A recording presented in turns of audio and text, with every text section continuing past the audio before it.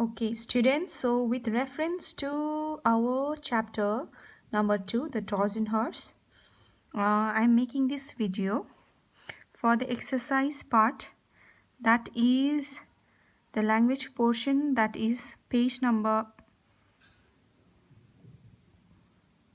17. You see this page number 17.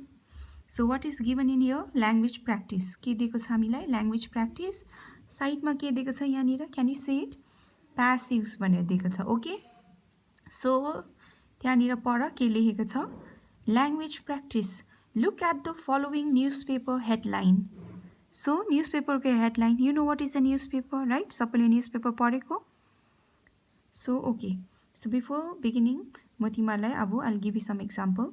Newspaper को headline के भन्छ? Okay. Okay students, so newspaper भने के हो? This is called a newspaper. Okay. So यहाँनिर के छ? Newspaper को नाम के छ? The Hindu newspaper. Okay. So यहाँनिर headlines हरु हेर के छ? What are the headlines in this newspaper? के छ headlines हरु? यहाँ के छ? Anti-Corruption Bureau gives clean sheet to Ajit Pawar in 12 cases. हैन? So यहाँनिर अरु के छ? What are the headlines? अरु के छ headlines हरु? 6 killed as UP protests against citizenship law turn violent. Okay. So अर्को headline पनि छ यहाँनिर. 4 men sentenced to death in 2008 Jaipur blasts case. Okay. So यो सबै के हो? Headlines हरु. Okay. These are called headlines हरु. Okay. यो सबै top मा के दिएको छ? यो सबै bold letters मा छ कि छैन योहरु? यो मुनिकोहरु अलिकति के छ? बोल्ड लेटर्समा छैन, अलिक सानो छ, राइट? सो यो टप हेडिङ जस्तो यो टपिकलाई चाहिँ के भन्छ? It is called a headline. Okay. त्यो चाहिँ के हुन्छ? जहिले पनि बिग बोल्ड लेटर्समा हुन्छ, अलिकति डार्क हुन्छ. ओके. ओके. सो हामीले त्यो न्युजपेपर हेर्यौं हैन? सो यहाँनिर के छ? हेडलाइन्सहरु के हो? जहिले पनि बोल्ड लेटर्समा हुन्छ. ओके. त्यो चाहिँ एउटा टपिक टाइटल जस्तो हो. ओके. सो यहाँनिर हाम्रो हेडलाइन के छ? मानसिंह अरेस्टेड. ओके. नाउ के भन्दैछ? You can expand it like this. Expand भनेको के हो? त्यसलाई तन्काउनु. ओके. मानसिंह किन अरेस्ट भयो? के कारणले अरेस्ट भयो? अब त्यो सबै तन्काएर लेख्नुपर्छ. जस्तो गरी अघि न्युजपेपरमा के थियो? हाम्रो टपिक के थियो? अब एक्जाम्पल लु. के थियो हाम्रो हेडलाइन चाहिँ? 4 men sentenced to death in 2008 Jaipur blasts case. हैन? त्यहाँदेखि अब एक्सप्यान्ड गरेको छ नि त यो हेडलाइनलाई चाहिँ के गरेछ? अब एक्सप्यान्ड गरेछ नि त. किन? कसरी? अब उयो उनीहरूलाई डेथ सेन्टेन्स दियो. किन? उनीहरू 2008 को जयपुर ब्लास्टमा उनीहरू किन इन्भल्भ थियो? कसै इन्भल्भ थियो? अन्त उनीहरूलाई किन चाहिँ अब डेथ सेन्टेन्स दियो? कसले दियो? सबै यहाँनिर दिएको हुन्छ. ओके. त्यसलाई नै यो टाइटललाई नै के गर्छ? यो हेडलाइनलाई चाहिँ के गरेछ? एक्सप्यान्ड गरेको छ नि त. ओके हैन? राइट? ओके. अब न्युजपेपरको हेडलाइन देखियो, अन्त त्यसलाई कसरी एक्सप्यान्ड गरेको जस्तो देख्यो हैन तिमीहरूले? एक्सप्यान्ड गर्दाखेरि चाहिँ के गर्नु? सबै डिटेल्स दिनुपर्छ. ओके. सो यहाँ के छ? हाम्रो हेडलाइन छ Mansingh arrested. Okay. You can expand it like this भनेर दिएको छ यहाँनिर. मानसिंह वाज अरेस्टेड भनेर सुरु गर्नु भनेछ. त्यहाँदेखि अब हामीले के गर्नुपर्छ? त्यो हेडलाइन मानसिंह अरेस्टेड चाहिँ के हाम्रो हेडलाइन हो. अब त्यसलाई चाहिँ हामीले एक्सप्यान्ड गर्नुपर्छ. जस्तो अब हामीले कसरी एक्सप्यान्ड गर्छ यो हेडलाइनलाई? हेडलाइन के छ हाम्रो? मानसिंह अरेस्टेड. ओके. सो अब हामीले मानसिंह किन अरेस्ट भयो? कसले अरेस्ट गर्यो? हैन? के कुराले अरेस्ट गर्यो? त्यो सबै एक्सप्लेन गर्नुपर्छ. ओके. यो हेडलाइन अघि भर्खर मैले एक्जाम्पल दिइहालेँ त्यसरी नै. अब मानसिंह अरेस्टेड हाम्रो के भयो? हेडलाइन. अब कसरी सुरु गर्नुपर्छ? In passive sentence. Okay. Mansingh was arrested भनेर सुरु गर्नु भनेको छ. त्यसरी we have to start. Okay. So Mansingh was arrested by police personnels हैन? फर अब forgery or for violating the law. अब he was caught violating the law. त्यस्तो गर्दै you have to write down. Okay. किन मानसिंहलाई अरेस्ट गर्यो? तिमीहरूले त्यो रिजन लेख्नुपर्छ. Okay.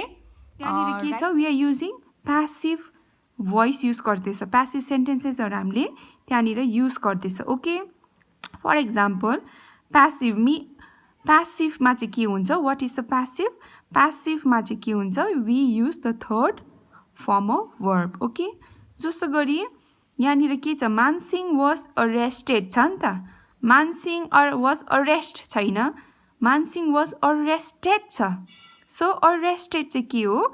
It is a third form of the word rest okay so यसै कारण हाम्रो यहाँ टप राइट कर्नरमा के दिएको छ प्यासिभ भनेर दिएको छ सो हामीले जहिले पनि सेन्टेन्स यो एक्सप्यान्ड गर्दाखेरि चाहिँ के गर्नुपर्छ प्यासिभ सेन्टेन्समा हामीले यो भर्नुपर्छ ओके एक्सप्यान्ड गर्नुपर्छ ओके सो त्यसरी नै म एक्टिभ एन्ड प्यासिभ भोइसमा make a video and upload it okay तिमीहरूले त्यो हेर्नु मजाले त्यहाँदेखि तिमीहरूले मजाले बुझ्छ ओके सो त्यहाँदेखि मुनि हामीलाई के दिएको छ हामीलाई एक्जाम्पल्स दिएको छ होइन जम्मा 11 वटा एक्जाम्पल्स दिएको रहेछ सो त्यसरी नै तिमीहरूले प्यासिभ अब प्यासिभ सेन्टेन्समा चाहिँ के गर्छ you will expand okay so यहाँनिर अरू 11 वटा एक्जाम्पल्स दिएको छ त्यहाँनिर you can choose any 3 okay any 3 choose गर्नु अन्त एक्सप्यान्ड इट अन्त वाट यु गर्न डु इज अब expand and right it in 50 to 60 words okay you can choose any 3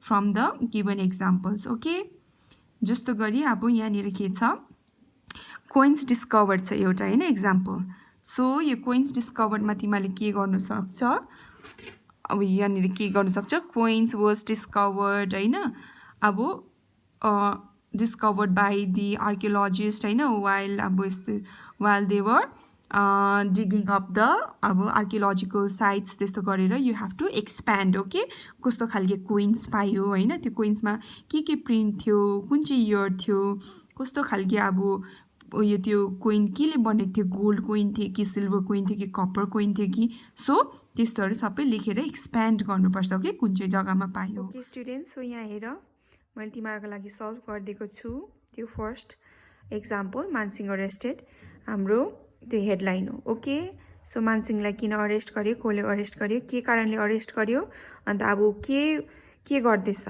okay त्यो सबै हामीले एक्सप्लेन गर्नुपर्छ ओके सो हामीले एक्सप्यान्ड गरेर यहाँनिर लेखेको छ मैले just check it properly take a screenshot त्यहाँदेखि चाहिँ यसरी नै you have to solve the rest of the examples okay 11 वटा एक्जाम्पल्स दिएको छ त्यहाँ चाहिँ you just choose any 3 all right that will be your home assignment okay thank you students if you have any difficulty understanding you can text me okay anta your homework chai timako ke cha home assignment chai from the given 11 examples of headlines you can do any 3 okay choose any 3 and you are going to submit it okay